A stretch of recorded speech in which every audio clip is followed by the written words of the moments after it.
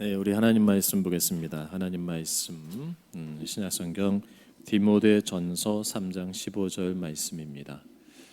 디모데전서 3장 15절의 말씀을 우리 함께 봉독하겠습니다.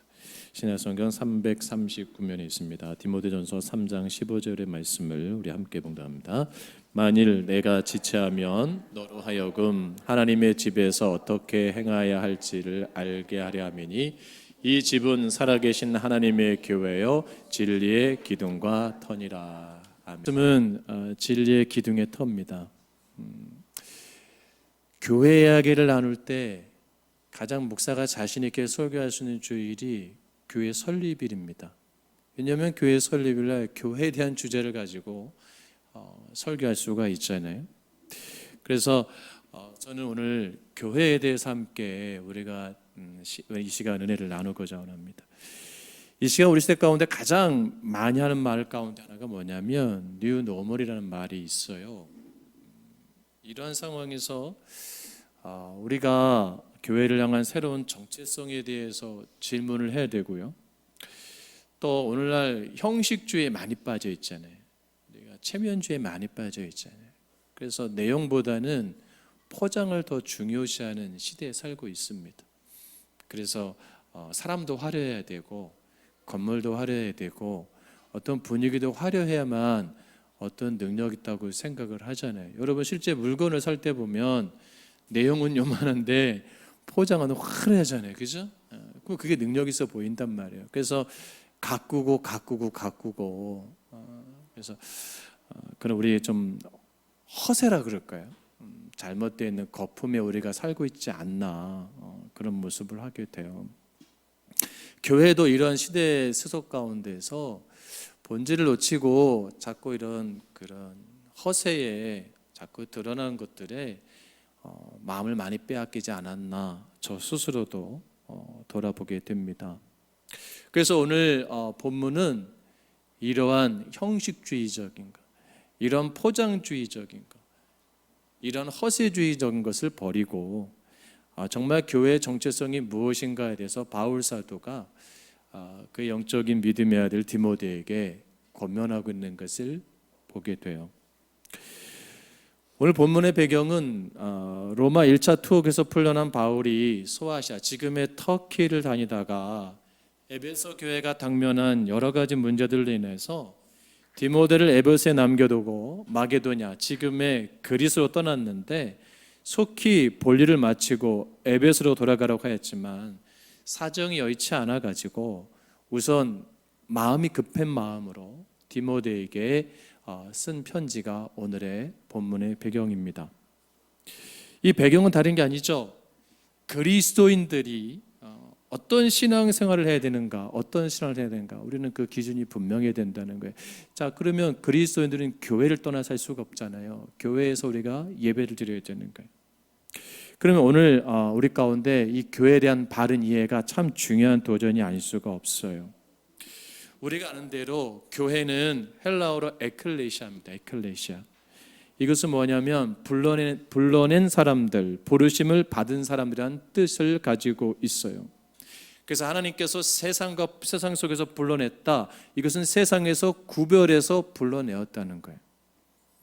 여러분 오늘 예배 공동체에 오신 분들은 세상에서 구별돼서 부르심을 받아서 이 자리에 오신 분들로 믿습니다.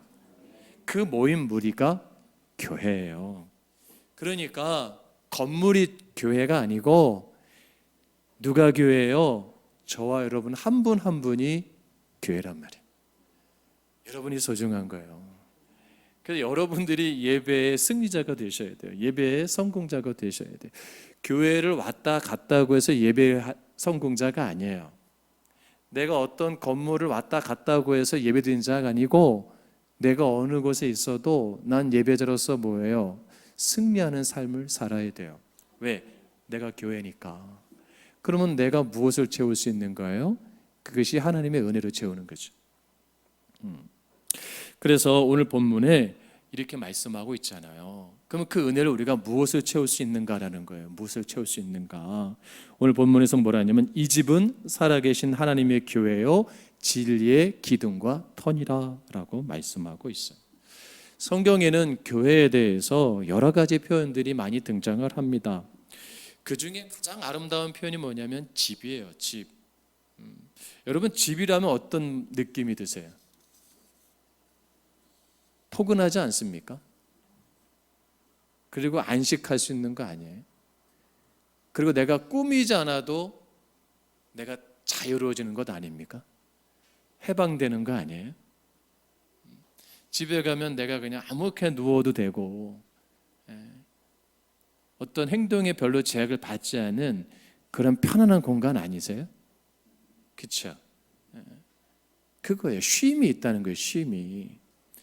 바울이 지금 하나님의 교회를 향해서 하나님의 집이다. 그러면 교회는 뭐가 있어야 돼요? 편안해야 돼요. 어색하면 안 돼요. 경직되면 안 됩니다. 그리고 우리가 어떻게 해요? 자유로워야 돼요. 행복해야 돼요. 할렐루야. 우리 막 이렇게 서로 이렇게 체면으로 너무 막 이렇게 긴장감을 가지고 교회에서 우리가 신앙생활하면 굉장히 힘든 거예요. 우리는 행복해야 돼요. 편안해야 돼요. 그리고 가정에는 웃음소리가 있어요.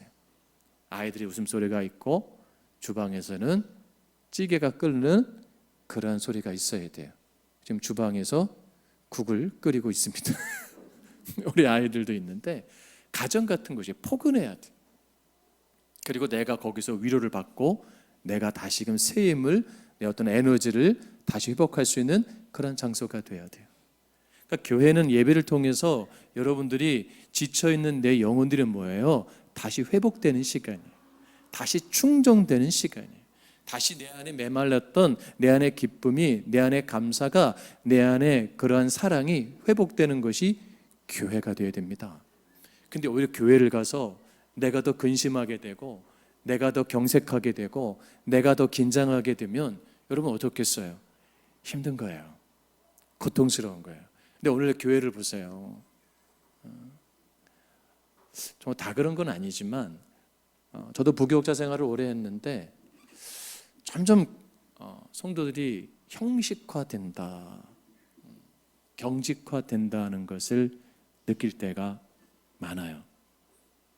그런 분들은 교회 신앙생활을 건강하지 못하고 결국 이렇게 교회에서 결국 이렇게 떨어져 나가는 분들을 보게 되는데 참 안타까운 마음이 아닐 수가 없습니다.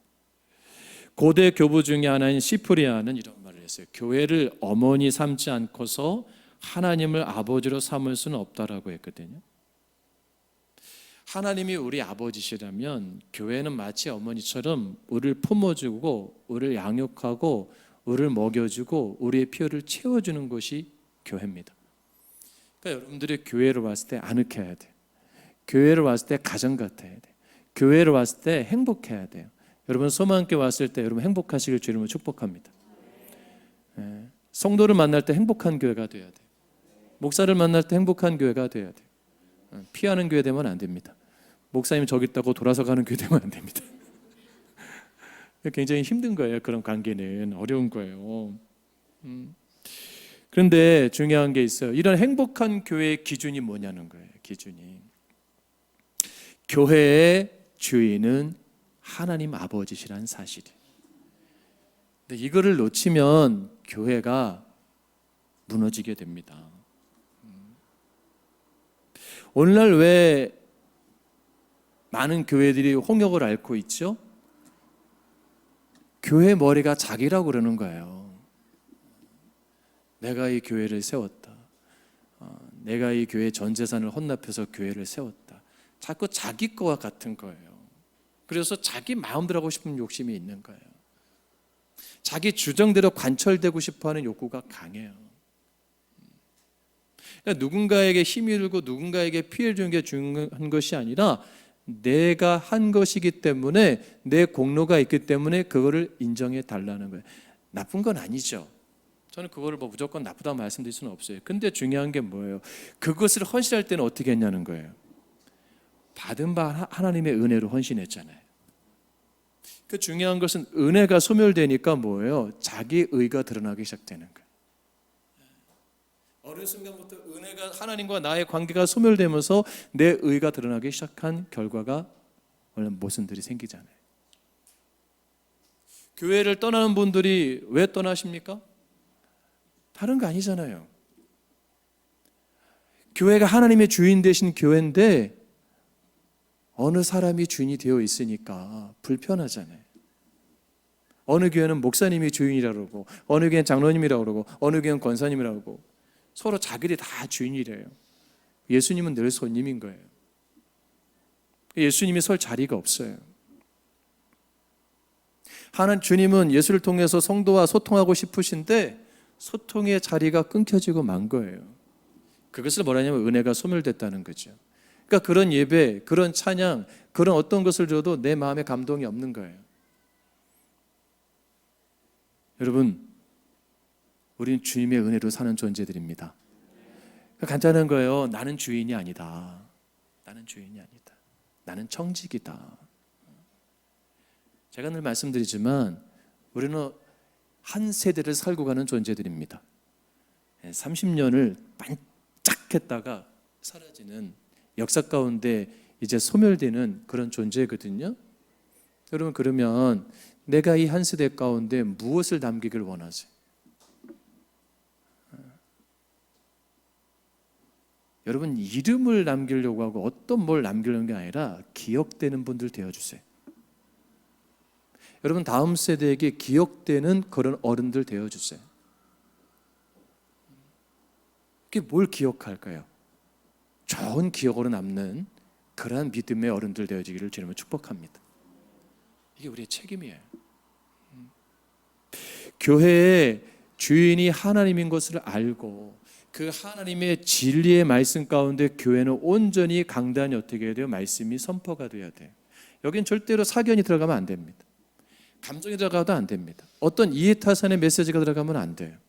오직 진리의 말씀만이 선포되어야 될 자리일 줄로 믿습니다. 누구를 자랑하는 자리가 되어도 안 되고요. 왜요? 주님이 주인이기 때문에. 터툴리안이 그런 말을 했어요. 자기는 강단에 선다면 이 천막을 치고 설교하고 싶다고. 참 초대교부 참 멋있는 말을 했어요. 여러분, 오늘날 얼마나 화려합니까? 제가 피부가 좀 검잖아요. 저는 피부가 하얘지고 싶은 욕망이 강한 목사입니다. 왜냐하면 저희 집안이고 외사촌이고 검은 사람이 저밖에 없어요. 다 백옥같이 하얘요. 저는 정말 주워온 줄 알았어요. 저는 배다른 동생인 줄 알았어요. 그러니까 실제인 줄 알고 막 울었던 적도 있어요. 형이 놀려가지고. 저도 막 어떤 분이 그래, 목사님 하얗게 좀 뭐 비비크림도 바르고, 이성민 집사가 비비크림도 바르고 선크림도 바르고 모두 좀 발라보라고. 뭐 요즘은 남자들도 립스틱 바르더라고요. 이렇게 싹 바르고 눈썹도 그리고 막 나쁘다는 게 아니에요. 그걸 막 조명도 막 화려하게 쓰고. 왜냐하면 칼라 시대다, 드러나는 시대다. 넥타이도 똑바로 매야 되고, 정장도 깨끗하게 입어야 되고, 쫙 데려서 입어야 되고, 맞춰야 되고, 머리칼도 싹 일주일에 한 번씩 이발해야 되고. 나쁜 게 아니에요. 치아도 좀 누런데 좀 하얗게 좀 해야 되고, 멋있게 보여야 된다. 멋있게 보여야 된다. 그런 사람들 좋아하잖아요. 여러분, 안 그렇습니까? 그럼 뭔가 능력 있어 보이잖아요. 뭔가 달라 보이잖아요. 여러분, 근데 제가 은혜 받은 게 뭔지 아세요? 예수님 양치는 하셨을까? 예수님이 머리를 감으셨을까? 그 당시에 옷 한 벌이면 평생 옷 한 벌이거든요. 바울 사도가 그렇게 멋있었을까? 제가 느꼈을 때는 아니란 말이에요. 근데 왜 그 시대의 로마의 귀족들 좋은 향수를 쓰고 목욕 문화가 발달되고 의복이 발달되고 정말 좋았던 사람들의 이름은 왜 남아있지 않았을까?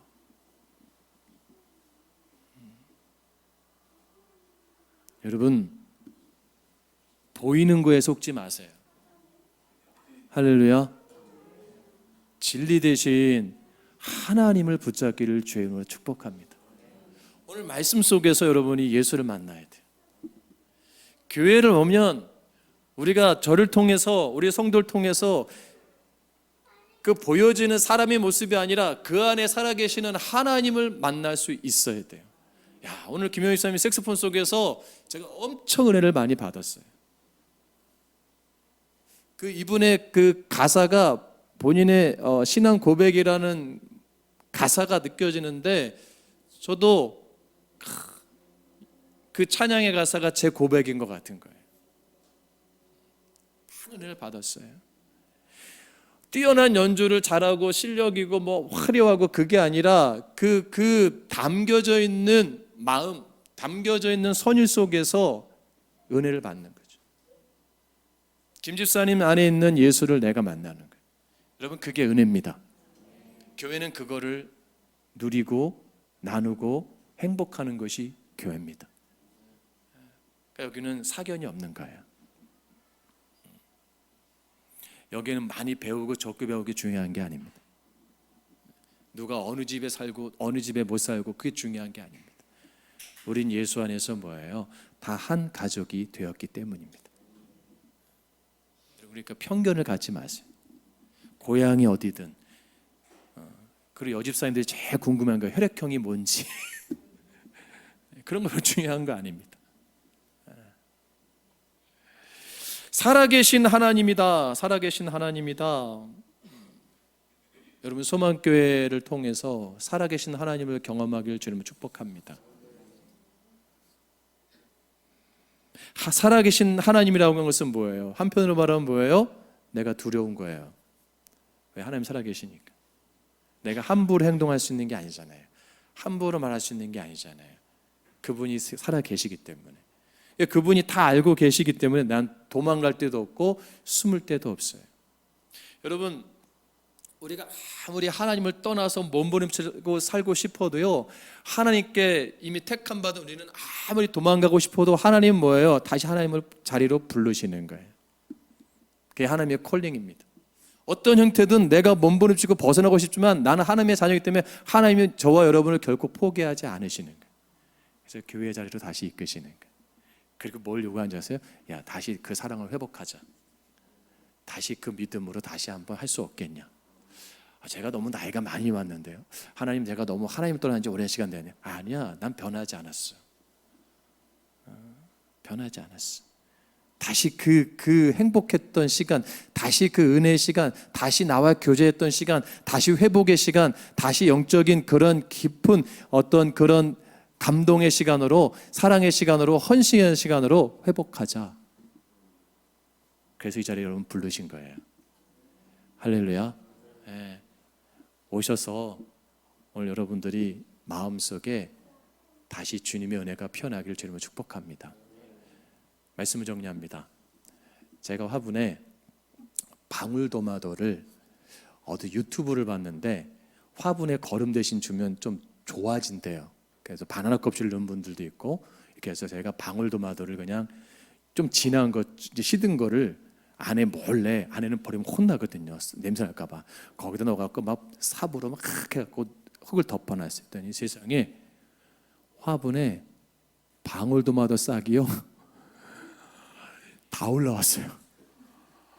저는 안 나올 줄 알았어요. 물도 안 줬는데 순이요, 와, 그냥 보리싹처럼 쫙 올라왔어요. 아, 이거구나. 물이 없고 단단하고 시들고 안 될 것 같고 소망이 없어도 내가 다시 심겨지면 나올 수 있구나. 여러분, 내 인생이 시들고 쭈그러지고 생명력이 없고 내가 삶이 척박하고 토양에 내 삶이 고통스럽고 힘들어도 내가 다시 한번 주님 앞에 다시 한번 내가 뿌리를 내리면, 다시 한번 내가 녹아지면 다시 솟게 되는구나. 그것이 교회의 기능이고 교회 역할입니다. 다시 피어나기를 주님 축복합니다. 기도하겠습니다.